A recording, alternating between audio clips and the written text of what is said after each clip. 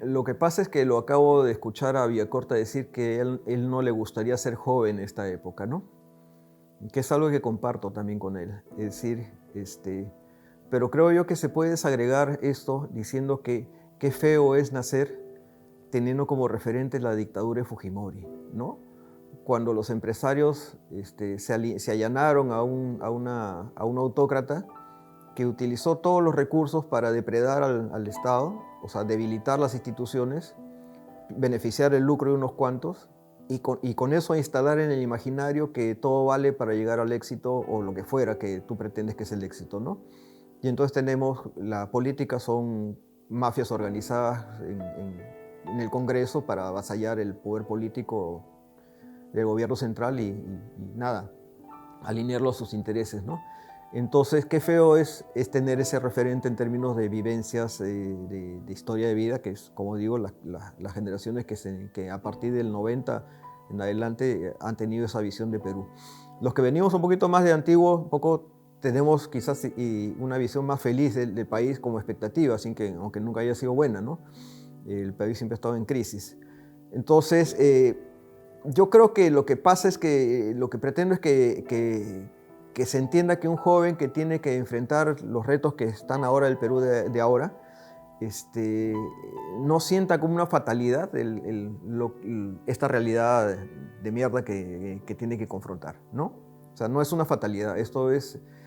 Yo siempre pienso que lo peor que pueda pasar, en peor estado de situación que podemos estar, es, por ejemplo, haber sido invadidos por un país extranjero y estar sometidos a otro, ¿no? A otro que ni siquiera es de nuestra nacionalidad y estar avasallados porque somos derrotados. Pero no estamos así. Entonces yo creo, pero estamos casi en una circunstancia similar de tener que apelar, digamos, a la capacidad de resistir, sabiendo que hay que reconstruir el país desde cero. Entonces, pero yo que diría es, y sí, ya lo he dicho en otra oportunidad, en algún momento por una pregunta similar, que cuando hay la oportunidad de capacitarse se piense así, se piense que el trabajo no es para de acá a un poco tiempo se soluciona todo, sino que es una maratón de largo plazo que de repente uno no ve los frutos. O sea, lo de Venecia acaba con la sección de obras que corresponden a resistir a la nada, que es el 90 cuando desaparece Izquierda Unida y aparecen los outsiders y tenemos la plena hiperinflación, ¿no? Y entonces resistir a la nada es donde aparecen estos discursos, bueno, a pesar de todas las derrotas, no importa que seguir peleando, aunque no te imagines que vas a ganar en algún lado, vas a triunfar en algo, ¿no? Es pelear porque porque la lucha es justa y lo que fuera, ¿no?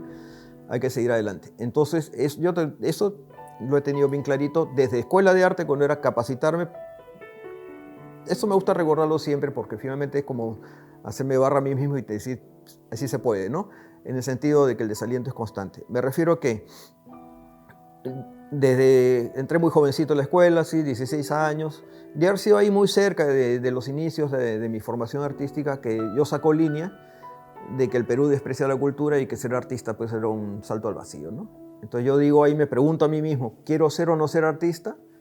Y yo digo, sí, sí quiero ser artista sabiendo a lo que me enfrentaba, ¿no? Pero al mismo tiempo diciéndome que, bueno, voy a capacitarme para pelear la guerra, ir a la guerra a pelearla y yo decía en ese momento, moriré peleando, pues. O sea, no me imaginaba que los esfuerzos iban a dar frutos. En ese momento me ponía en el peor escenario de ya pues, moriré peleando, pero daré la pelea. Y es ahí donde vienen los tigres de papel que te mencionaba hace un rato, ¿no? O sea, decían, ¿te vas a morir de hambre? Salieron las oportunidades, ¿no? ¿Y por qué aprendí a hacer murales? ¿Por qué aprendí a hacer activismo? ¿Por qué aprendí a dominar el espacio y llegar a hacer arte aplicado? Porque todas las experiencias me alimentaron mi sensibilidad y mi capacidad creativa para luego generar mayores productos, ¿no? Y mírate, imagínate después de las décadas la ubicación en la que estoy. A ver, el 2018 nos presentamos, fue un proyecto elaborado entre Jorge Villacorta, Viola Baroto, que en ese momento era asistente de curaduría, y yo, con el título de La paz es una promesa corrosiva, una selección de piezas con énfasis en el activismo artístico en el periodo de la guerra, de la violencia política acá, ¿no? Entre los años 85-90, pero con énfasis muy fuerte en la campaña Arte Vida en San Marcos, ¿no? Quedó segundo puesto el proyecto y luego ya por el tema de la pandemia el patronato tuvo complicado la posibilidad de hacer un nuevo concurso porque los plazos eran muy cortos, y entonces quienes quedamos en segundo puesto fuimos los que estamos participando ahora en esta Bienal de Venecia que está presentándose en estos meses, ¿no? Eso es, por eso el segundo puesto deviene, digamos, en la posibilidad de ser lo que ahora se exhibe en el pabellón peruano, ¿no? Entonces, repito, La Paz es una promesa corrosiva, es una selección de piezas, son 24 piezas del periodo de tiempo muy específico, 85-90, pero que al mismo tiempo, al estar basado en mucho documento de contexto, ese espacio del archivo permite tener 3 mesas en las cuales los documentos hacen referencia, digamos, a temas actuales. En realidad, la mesa de género, sociedad y violencia son como temas transversales en los cuales se resumen documentos de esos temas que tienen que ver o que son significativos en relación a la obra que está siendo presentada en Venecia, ¿no? Ejemplo, tienes ahí primeras planas cuando fue capturado Abimael Guzmán, y tienes primeras planas de cuando falleció, ¿no? Y así tienes, digamos, el uso del desnudo de la mujer en la prensa sensacionalista, que son las calatas de ojo, y tienes ahí, y tenemos en la mesa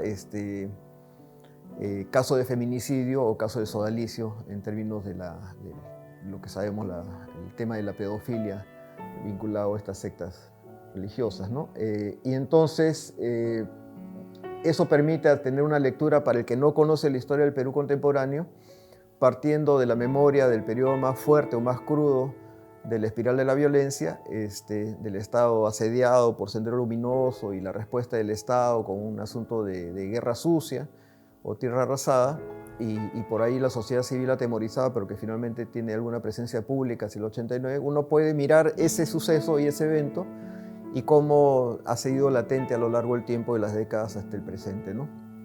Ya, digamos, o sea, no se trataba de hacer énfasis en la agenda actualísima, que las piezas fueran de este año o del año pasado, o en relación a esa agenda, por ejemplo, la agenda del terruqueo, el negacionismo, etcétera, o el no acá, sino, como digo, hacer una memoria a partir de este tipo de propuestas. Pasa que en realidad el tema es bien complejo, ¿ya? O sea, en realidad una de las vertientes interesantes está en que algo que es tan distante en el tiempo ha despertado un tipo de escándalo a partir de la obra Pinga 1, ¿no? Que es el PN en cartón, hecha con la silueta a partir de desnudos o semidesnudos de las revistas de época, ¿no?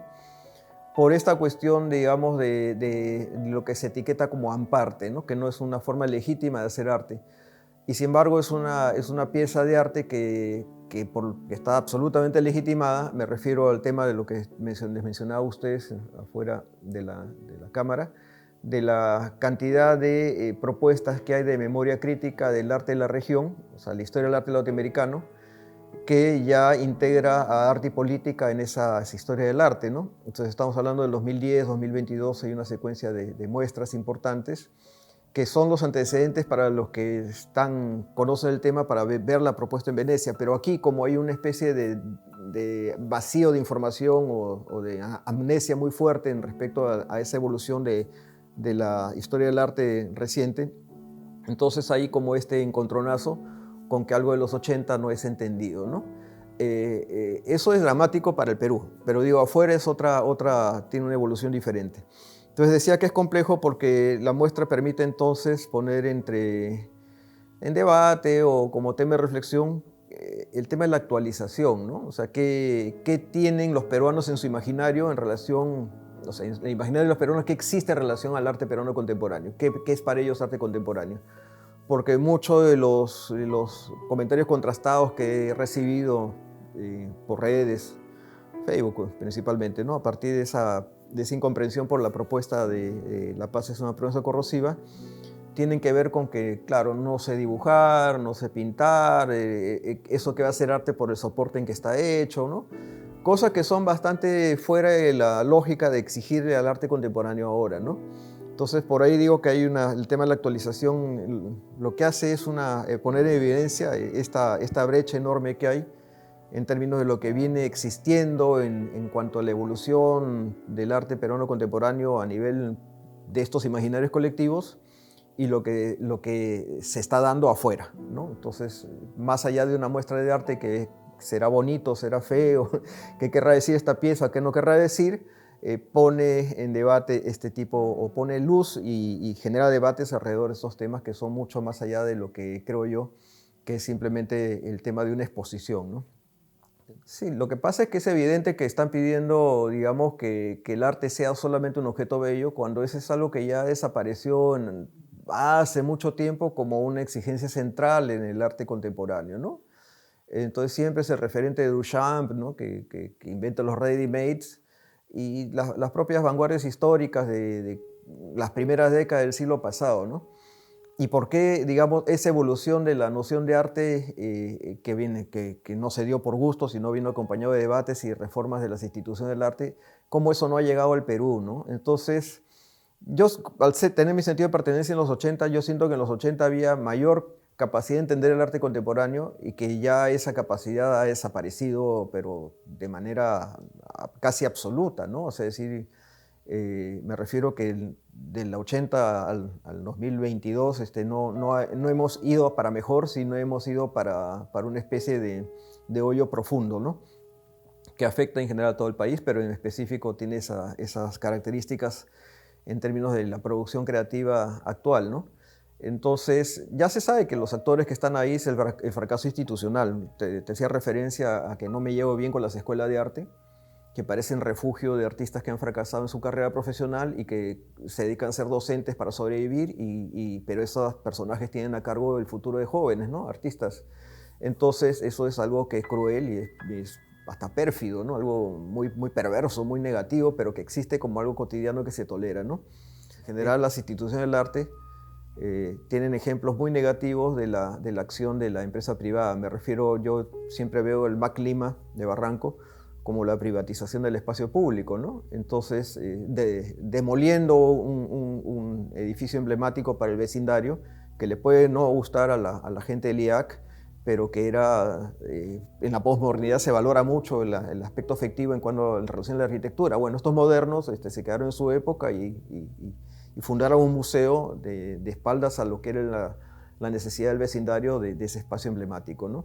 O el Monumental Callao, por favor, ¿no? Entonces, o el propio Mali, que ya tiene reformas interesantes en marcha, pero que llegan tarde en relación a lo que viene avanzando hacia afuera, ¿no? Y de manera muy tímida, que yo entiendo que esa timidez es porque no hay ningún pedido social de cambio de parte de los artistas. Entonces, ¿cómo una institución va a ir, digamos, a mover cosas cuando el propio artista hasta les va a reclamar probablemente porque son tan radicales, ¿no? Entonces, pero todo es una especie de cosa que se suma, que hace que el escenario cultural sea sea un desastre, pues, esté lleno de carencias, ¿no?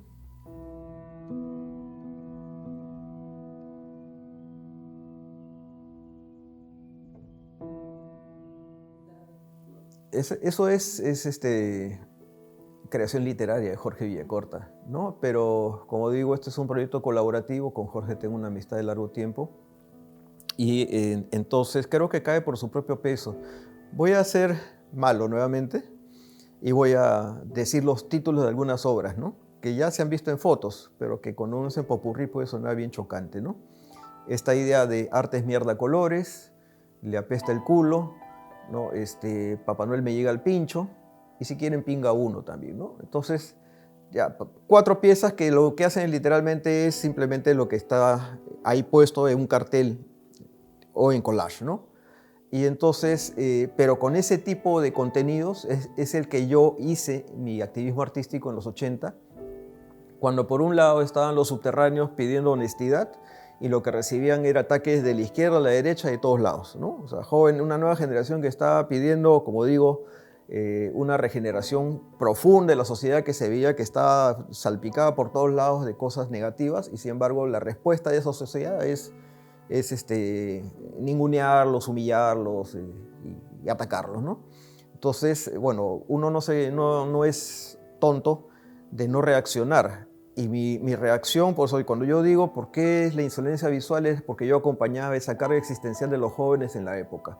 En un país que se desmoronaba, donde tenían fosas comunes y calatas coexistiendo, ¿no? Y discursos cívicos y religiosos. Entonces, un poquito cargada la cosa de la hipocresía, ¿no? Y con la misma carga me voy a San Marcos a enfrentar a Sendero, cuando Sendero mataba gente, pues, ¿no? Sendero no debatía, asesinaba. Entonces yo no soy tonto, yo sabía eso cuando fui a San Marcos a hacer mi campaña contra Sendero. Pero tampoco fui tonto a hacerla fácil para que me maten fácil, ¿no? También la pensé cómo hacerla y funcionó, gracias. Aunque pudieron matarme, por supuesto que sí, ¿no? Y entonces no me pidan, pues, que, como te decía, los títulos de las obras esté con pajaritos, mariposas o arcoíris, ¿no? Ese es tonto, ¿no? Me salen las palabras más cargadas. Pero bueno, entonces es corrosiva, pues. La paz es una propuesta corrosiva, una promesa corrosiva, ¿no? Entonces, por ahí va el título de la propuesta, ¿no? Ya, mira, es normal ahora hacer arte en el espacio público, pero imagínense que en algún momento eso de llevar el arte al espacio público era un salto al vacío, en la medida de que, como digo, las convenciones de qué cosa era hacer arte era hacer un cuadro bonito para una galería de arte comercial, ¿no? Que vas a hacer algo que no es comercial, que vas a hacer algo que te va a complicar la vida. Pues salir al espacio público es, con un arte con contenido político, es que te van a chapar la repre y te va a sacar la mugre, o si estás contra Sendero, va a venir Sendero y te va a bajar, ¿no? Y va a hacerte un ejemplo de que no hay que levantar la voz contra los totalitarios, ¿no? O sea, te complicas la vida, ¿no? Entonces, por eso es que, bueno, yo tengo una pregunta muy clara, es ¿por qué tan pocos artistas les interesó el tema de derechos humanos en los 80, ¿no? Porque básicamente ya pues casi estoy solito, que me disculpen, ¿no? Entonces, pero yo veía a mis colegas y digo, pues en su caracol, enfrascados ahí debajo de la cama se decía, escondidos debajo de la cama se decía, ¿no? Miedo. Y entonces, bueno, este tema del compromiso político, del activismo, tiene que ver con estas ganas de intervenir para que las cosas sean diferentes, ¿no? Así de simple. O sea, si no puedo estar quejándome de que no hay políticas culturales, de que no hay colecciones, de que no hay historia del arte, en lo que no hay lo mismo, que colecciones no hay mercado, ¿no? Y quedarme en la queja, ¿no? Por eso les mostré el libro de Inteligencia Salvaje, está en mi archivo. Ese es mi aporte. O sea, por lo menos yo puedo tener el orgullo o no sentir la vergüenza de que venga una joven generación, una nueva generación y diga, ¿tú qué has hecho? ¿No? O sea, y me has dejado un mundo que es una porquería. Bueno, lo siento si es verdad, ¿no? Es una porquería esto que tenemos ahora, pero particularmente ojalá les pueda ser útil el esfuerzo que he sostenido a lo largo del tiempo, ¿no? Pero eso es, ¿no? O sea, no quedarse tranquilito en su casa repitiendo por inercia cosas agotadas y que después quejarse y nada más. Y creo que lo mío se distingue por eso. Qué chévere, yo no tengo problema en ser protagonista, ¿no?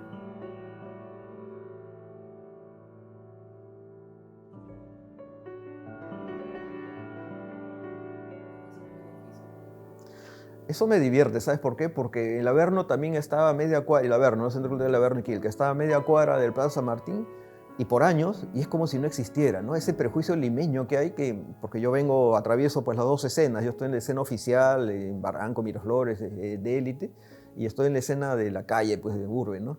Quilca, ¿no? Entonces decía, pero me parecía sorprendente cómo éramos invisibles, pero como le decía un amigo, por un lado, esto es como convertir una amenaza en una fortaleza, o sea, la amenaza de ser invisible, de desaparecer la memoria, una fortaleza que hacía lo que me daba la gana, o sea, decir, hacía literalmente lo que me daba la gana en ese espacio, porque como nadie le prestaba atención, tenía toda la libertad de hacer todos los contenidos y todos los mensajes y todo lo que me diera la gana. Es que si ven lo que está en Venecia, algo parecido, pues, ¿no? ¿Ya? Entonces no tenía la mirada moralista ni el condicionamiento de algún tipo de esas circunstancias que son las que prevalecen mucho en los sectores conservadores culturales limeños, ¿no? Entonces, claro, ese darle la vuelta al hecho de que te subestiman, ¿no? Bueno, ya pues ahí ven las consecuencias, ¿no? Sí, me divierte, pues, porque nada, esos carteles los he tenido que guardado, los que ahora están a luz pública por varios meses, los he tenido guardados de años, ¿no? Entonces es una actitud que tuvo que ver con es la respuesta, digamos, equivalente al desprecio que uno siente que recibe del otro lado. Bueno, tú me desprecias, mira, pues esto es arte, ¿no? A ver si te gusta. Bueno, no te gusta obviamente, pero ya te los tienes que aguantar. Esto es. Entonces, como te digo, nada, yo lo veo por ahí. O sea, ahora que más o menos tengo cierta tranquilidad, en su momento simplemente, como te digo, ha sido resistir por muchos años este ninguneo, ¿no? Cada vez que veo un artista joven o no tan joven es la misma letanía, ¿no? O sea, ¿para qué sirve lo que hacemos? Nadie nos hace caso, ¿no? Bueno, lo mío era hasta Bienal de Venecia, era bastante cercano a eso también, pero con la pata en alto siempre, pues, ¿no? Mira, lo que me hace pensar es que yo eventualmente he tenido exposiciones en los sitios, digamos, entre comillas, oficiales, ¿no? Las salas de arte. Y he podido hacerlas con plena autonomía y plena libertad, ¿no? O sea, es decir, el 85 en Forum presenté carteles subte y llené toda la cosa subte, ¿no? Pude hacerla. El 97 en el Centro Cultural de la Católica, desde el ingreso hasta las 2 galerías, salas que tenía ahí y todo el recorrido hasta esas salas, llevé contracultura, ¿no? En Extramuros, eventualmente, hubo una oportunidad también de tener esa libertad creativa. Hace poco en Arcadia Mediática en Lima, también en un segundo piso, hice lo que me dio la gana. O sea, en realidad lo que pasa es que más allá de que uno pueda, o sea, ya, yo llego a esos espacios porque tengo trayectoria y he hecho un esfuerzo sostenido, y ya tengo currículum y por lo tanto soy un artista entre comillas importante y ya tengo la sala, ¿no? Y me la dan con todos los espacios que te digo, ¿no? Y yo puedo hacer evaluar las experiencias y decir, bueno, en algunos casos ya ni me vuelven a llamar, porque en el caso de la Católica ni me vuelven, porque ahí fue una censura. Mi caso es censura que no es pública, porque no lo denuncié en su momento para pasar por tranquilo el tema, por el pedido de una persona que le tengo afecto, pero fue una censura que me obligó a hacer un replanteamiento de montaje y después, claro, ni más me volvieron a llamar, ¿no? O tener oportunidad de contacto con ese espacio. Pero igual, en otros espacios, como es entrar, estar ahí y luego salir, creo que más que el tema, digamos, de estas oportunidades está que yo mismo las he sostenido. O sea el esfuerzo de hacer toda una serie de trabajos para presentar una exposición y que no se vende, pues, o sea, no es que te pagan lo que tú vendes, digamos, te compensa todo el tiempo de producción de la obra, sino que como tengo trabajos paralelos, los sostengo, ¿no? Pero al mismo tiempo estamos hablando de un país sin prensa cultural. Entonces, claro, la retribución de la memoria que queda en algo que pueda ser significativo que tú recibes, que por lo menos todo ese esfuerzo queda algo, también es bien diluido, ¿no? Entonces yo he estado, me acuerdo también lo de la Bienal de Grabado en el Centro Cultural de Bellas Artes, el 2013 me parece que fue, y luego el 2016 donde dice sé feliz no pensando. Entonces son espacios que yo hago lo que me da la gana, o la Bienal del 97, la primera Bienal que me invitó Lucho Lam y después nunca más. Entonces, son espacios que donde digo, bueno, ahí es el puro pulmón, o sea, yo sigo haciéndolos porque estoy hablando del 85 hasta el 2000, creo que la Arcadia Mediática debe haber sido el 2018, creo 2017, 2018, entonces, si mantengo o sostengo una producción creativa y la posibilidad de exponerlas es porque que me nace la perseverancia, ¿no? Pero luego, digamos, la resonancia es, bueno, yo pensaba que era casi mínima, pero veo que ha ido sumando, hasta llegar lo de Venecia, pero esa capacidad de resistencia, como digo, uno lo sostiene, ¿no? Y no es fácil. Y luego lo otro es, como digo, bueno, los espacios como el Averno, donde se da esta libertad creativa porque no hay una mirada moralista. No sé, yo veo fisura y veo también un espacio. Lo que pasa es que yo veo que ahora la palabra liberal es lo que abarca estas posibilidades de libertad creativa, ¿no? O sea, es una mirada liberal o una capacidad de tolerar, digamos, la libertad de creación artística sin tener un condicionamiento moralista, ¿no? Que sea en espacios como fisura o alternativos, donde por lo mismo que tú sabes, ¿quiénes llegan para un espacio de arte? 4 gatos, ¿no? O sea, si eso fuera, claro, la propaganda, como es el caso de Venecia, donde sale pues ya en espacios importantes y se visibiliza, ahí viene el ataque, ¿no?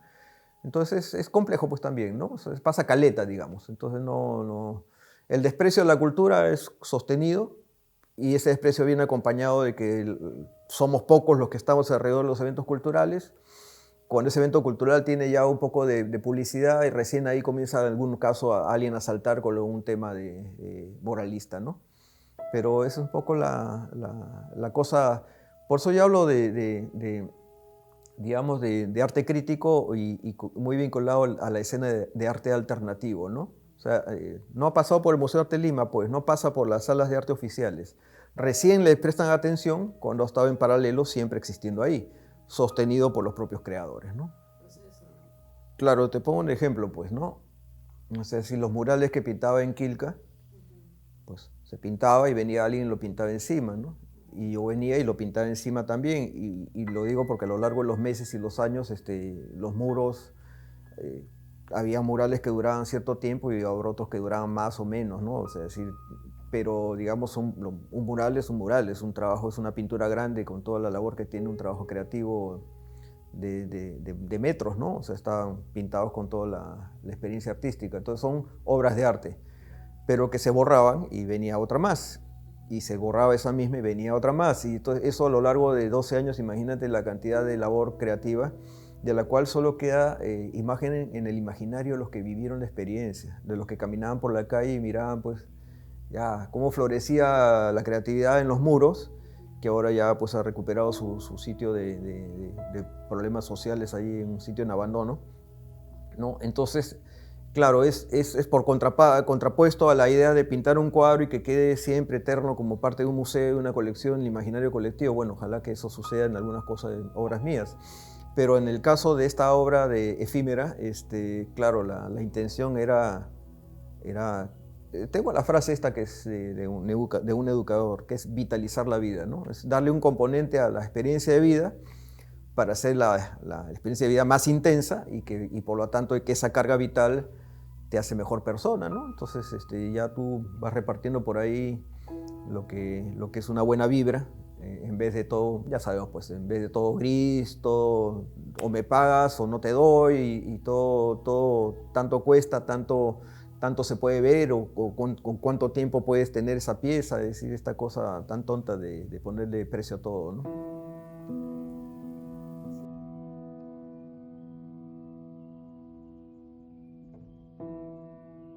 A ver, ay, que me haces acordar porque soy tan romántico.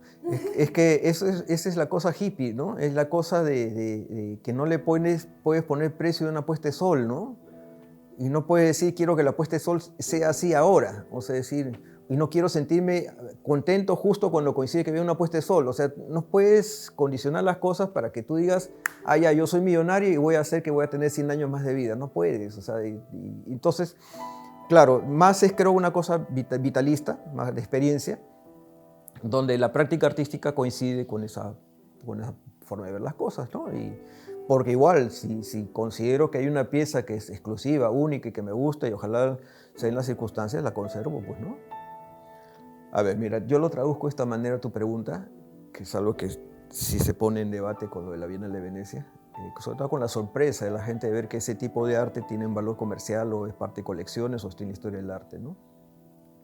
Eh, eh, Como te decía, yo puedo decir que de manera muy específica, para no divagar tanto, es el curador que al mismo tiempo es asesor de colecciones, de coleccionistas, ¿no? Entonces, él mismo, el curador, que tiene capacidad de generar su propia colección, pero al mismo tiempo es asesor de coleccionistas, él compra obra y luego esa obra que él sabe que tiene por algo es curador, es especialista, sabe el valor cultural de las piezas y artístico, la coloca en colecciones relevantes. Entonces es una jugada precisa, ¿no? Porque tú compras algo a un valor que lo va a tener porque tú lo consideras que tuyo, pero que es emergente ese valor. Entonces, para dejarse emergente, comienza a tener visibilidad en colecciones importantes. Y eso es como una cosa que se va desenvolviendo y progresivamente, ¿no? Hasta llegar a un muro del Reino Sofía, ¿no? Algo que tú tuviste en 10 años antes a un proceso que luego resulta ser, digamos, esta era una colección permanente de un museo referente, ¿no? Y por ahí interviene el galerista, no es un galerista local, sino es alguien que tiene presencia local, está en Buenos Aires en mi caso y en Nueva York su socio, pero que funciona en este sistema de las ferias mundiales. O sea, no es que espera en Buenos Aires que llegue a ver quién le interesa la pieza, sino que tiene su agenda dentro del año de estar en varias ferias, ¿no? Y además es sponsor, por si acaso. No solamente es que el artista lo pone todo, sino que él mismo arriesga su capital para lo que hizo el curador al ser asesor de coleccionistas y luego que viene el galerista y lo hace para que tenga más difusión la obra y que eso retribuye en términos de que lo que por lo menos cubre lo que invirtió en el artista y va dejando hacia el futuro una ganancia, ¿no? Pero estos son, como te digo, procesos lentos, ¿no? Entonces, ¿qué hace que mi trabajo sea comercial ahora? Es el hecho que no tiene, como decía, no le puedes poner precio, al hecho que se me ocurrió a mí, ¿no? O sea, lo voy a decir así de manera simple, se me ocurrió a mí pelearme contra Sendero y utilizar los recursos creativos para hacer una campaña de contestación en un contexto de peligro, ¿no? Y similar, previamente a eso, era también similar, porque era cuando hubo la guerra sucia, el gobierno metiendo al ejército a solucionar, entre comillas, el problema de la violencia y generó todos los desaparecidos. Yo intervine con un trabajo creativo de denuncia de la violación de derechos humanos, ¿no? ¿Quién se le ocurre hacer eso en ese periodo, digamos? Y entonces, que ese acto de coraje y de riesgo, pero con logro creativo y artístico, es lo que hace que esas dos cosas se junten para que se vea que, que eso no lo digo yo, lo escucho de otros, como Rosario Peiró, ¿no? Que es lo que diferencia a América Latina en el periodo creativo de los 80, que en un contexto de violencia surgen artistas que apelan al recurso gráfico para intervenir en la agenda urgente de la región. Entonces nadie me dijo en la escuela de arte, mira, si haces arte política vas a ver que en el tiempo la gente te va a hacer caso y después vas a ver que vas a poder construir tu casa y vas a poder tener mascotas y darle de comer todos los días bien comida chévere, ¿no? Todo nice, nada que ver, pues, o sea, eso no puedes predecir el futuro, ¿no? Entonces, no sé, ahora ya se vuelve una tendencia a hacer arte y política, supongo, ¿no? Sí, se vuelve una tendencia a hacer arte y política y hacerla contestataria, hacerla cruda y contracultura, ¿no? Llegaron tarde, pues, eso es ya como ser un epígono, ¿no?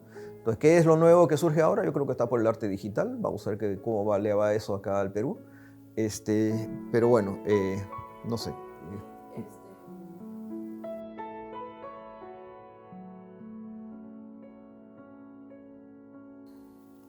No, todo lo que está es lo que es. Pero yo te hago un resumen, ¿no? Yo creo, como decía una entrevista que me hacía ahí en Venecia junto con mi galerista, y me decía cuál es el costo de la carrera artística. El mayor costo es un costo anímico, ¿no? Es lo que digo, es sostener el desaliento y a pesar de todo lo que es, digamos, el desprecio a la cultura en tu país, tú sigues adelante y sigues produciendo, ¿no?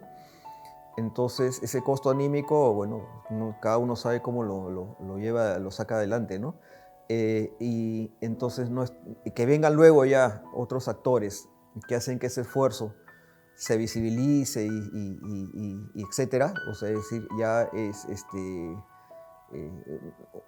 uno va con otro, pues, o sea, no nace del aire que alguien se interese en un trabajo creativo y le encuentre un valor si es que esa pieza yo la he estado custodiando largo tiempo, años de años, ¿no? Y he vivido de cosas paralelas al arte y he mantenido mi carrera artística con esos trabajos paralelos, ¿no? Entonces que ahora, por eso digo, o sea, no es tan lineal. Y luego, lo otro factor es, como digo, que creo que si tú preguntas a otros actores, es que creo que un artista a lo largo de su trayectoria, en el caso de una trayectoria tan larga como la mía, a la luz pública, voy generando aliados en el camino, ¿no? O voy generando, yo siento que la prensa cultural la que existe, la que se puede llamar así, ha sido un aliado que ha sido lo que me permite ahora, por ejemplo, tener muchos documentos de memoria crítica. Entonces yo puedo decir que, claro, o sea, hacer muestras donde la resonancia de prensa es mínima, pero sin embargo sí ha habido.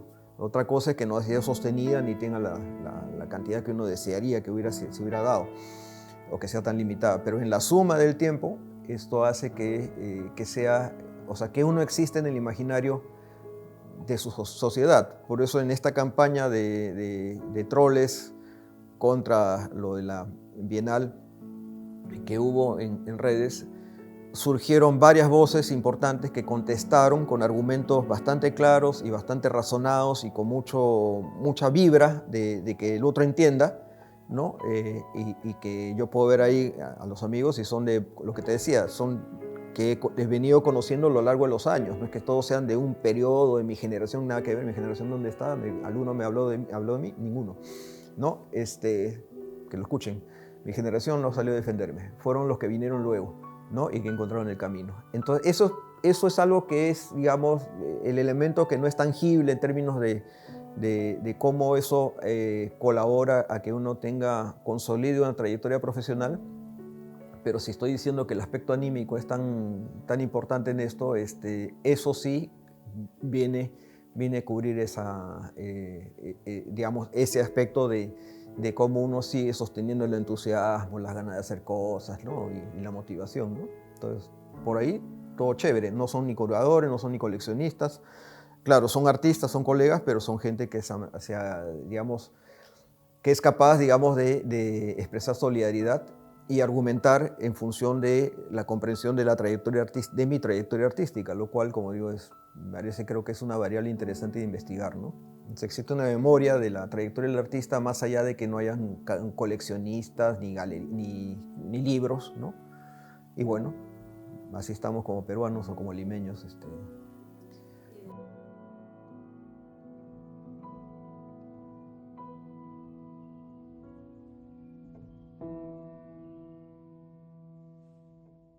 Mira, no es tan difícil. Parece algo mágico el hecho de por qué una pieza puede costar $10.000 o $20.000, ¿no? O sea, un collage sobre papel, un papel que puedo comprar ahí en Tailoy o con un periódico que cuesta pues, 50 céntimos o un sol, ¿no? Y que además es viejo, ¿no? Esas cosas simplonas en que se piensan a veces, ¿no? Esto es como eso va a valer así, ¿no? Entonces uno dice, ya, oye, sácale cuenta cuánto costó a mis padres pagarme los años de estudio. ¿Cuánto costó? Tú sabes, si has sido estudiante de arte, ustedes si son profesionales, ¿cuánto cuesta el día a día de la alimentación, el transporte, el costo de los materiales, ¿no?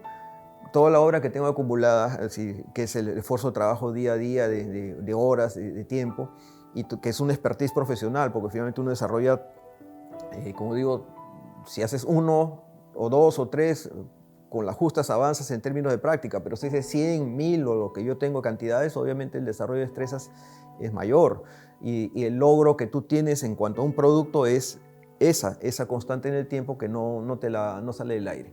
Entonces, si algo es caro, en términos de que, uy, ¿cómo cuesta así? Porque esos materiales, uno se fija que el material es barato o lo que fuera, eso no es lo que determina, digamos, el valor de esa obra, ¿no?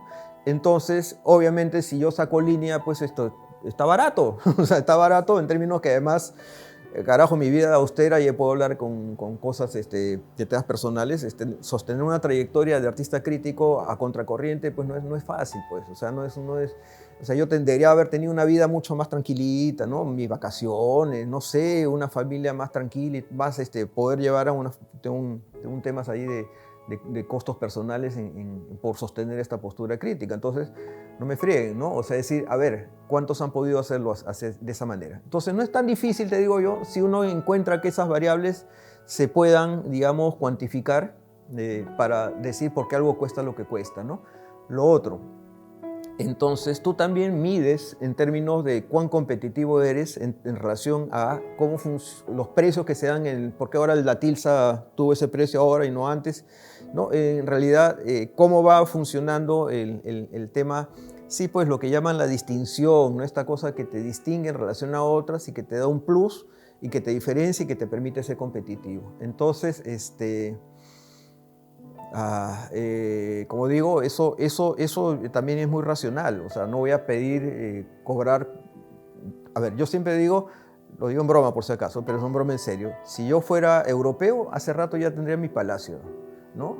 Porque ahí valoran el arte. Entonces, todo esto que acá está acumulado y que nadie le da caso, hace rato que ya estoy seguro que estaría en la casa de alguien, ¿no? Por lo tanto, ya tendría hace rato una mayor solvencia económica. Estoy en Lima y me quedo en Lima, no hay problema, no me quejo, pero estoy comparando este asunto de cómo uno cotiza las piezas y no voy a aspirar yo a cobrar pues, como si fuera alguien que resulta que tuvo el soporte del Estado, que además, etcétera, tiene un sistema del arte mucho más estructurado y que permite que esa pieza tenga unas circunstancias más felices en términos de cotización, ¿no? Siendo que es quizás menor esfuerzo, menor carga creativa, menor carga cultural, lo que fuera. Pero bueno, no me voy a poner en un plano a pedir una cosa, digamos, fuera de la realidad. Entonces hablemos de que si uno es peruano, si es latinoamericano, si tiene la cantidad de años que tiene de trayectoria. Cuando fui a Arco Madrid, por ejemplo, a ver qué pasó con esa experiencia, ¿no? Y que resultó que fue interesante porque tuvo una buena repercusión, porque tuvo un soporte del Estado peruano que logró que eso tuviera resonancia. Entonces me refiero, es que ahí hablaban, te doy un dato, pues ahí hablaba el tema de artistas recuperados, ¿no? Entonces me ponía en una lista de esos artistas recuperados, que el caso emblemático es Teresa Burga, ¿no? Que llegan Tarazona y López a su casa y encuentran sus obras guardadas en cajas, y después de unos años todo eso que nadie sabía que existía y que lo descubren, ahora está en los museos europeos, ¿no? Entonces Arco Madrid es algo parecido, en el sentido de que algunos aparecemos y somos visibles, ¿no? Entonces todo eso hace que, todas esas variables hacen que eso se mida en un tema de cotización, ¿no? Entonces, solamente para cerrar, que no es que uno se le ocurra como loco estar pidiendo un determinado precio o tenga un valor, sino que eso son construcciones simbólicas del mercado, es verdad, y que puede ser un plato, o voy a ser más a grosero, puede ser un escupitajo en la pared, ¿no? Y si el artista tiene trayectoria, y eso es un hecho cultural relevante por lo que, digamos, significa todo lo que estoy diciendo, ¿no? El valor simbólico de ese gesto, que acá no se entenderá pues por la ignorancia que hay, discúlpame, eso es, ¿no? Entonces, listo, tranquilo, todo solucionado. Solo el Amparte es un poco tedioso, ¿no? Porque quien diga Amparte es porque finalmente no pasó por un tema de capacitación en qué cosa es arte contemporáneo, ¿no?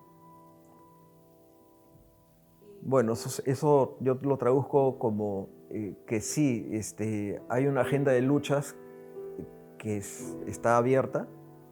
Puede interesarles el tema del racismo cultural, puede interesarles el tema de género, puede interesarles el tema no a la guerra, el tema de la pobreza, el tema de la educación, ¿no? Y entonces, pueden haber más temas, por supuesto, pero en los casos que he mencionado sabemos que hay una agenda de problemas, ¿no? Y son comunidades que sufren, digamos, unas circunstancias de maltrato, ¿no? Entonces, es esta idea de cómo uno puede ser feliz si ve que el otro lado no la va pasando bien. Entonces, un poco el tema de la ciudadanía va por eso, ¿no? O sea, elegir una agenda de luchas, que es lo que más le interpela, e involucrarse, ¿no? Y eso legitima lo que es un poco la idea del para qué hacer arte, ¿no? O del por qué hago arte, o de para qué sirve el arte. Y eso es evidente clarísimamente, pues repito, por lo de la promesa, la paz es una promesa corrosiva en términos de lo que representa como ejemplo de una agenda de época y mi esfuerzo creativo en ese contexto de ese momento, ¿no?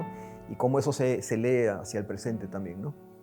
Entonces, claro, eso en sencillo es involucrarse con su comunidad. Lo que pasa es que la palabra comunidad no es tan simple o lineal como el vecino de mi barrio o la parroquia, porque a veces hay sectores católicos progresistas ¿no? o el centro federado de una universidad, ¿no? O sea, es decir, puede ser esos espacios, pero en general también, si hablo de capacitación, es ya identificar una problemática, informarse, ilustrarse y luego plantear propuesta, tener una propuesta concreta, y ahí ya tú generas vínculos, ¿no? Porque eso ir de frente a hacer asistencialismo tampoco va.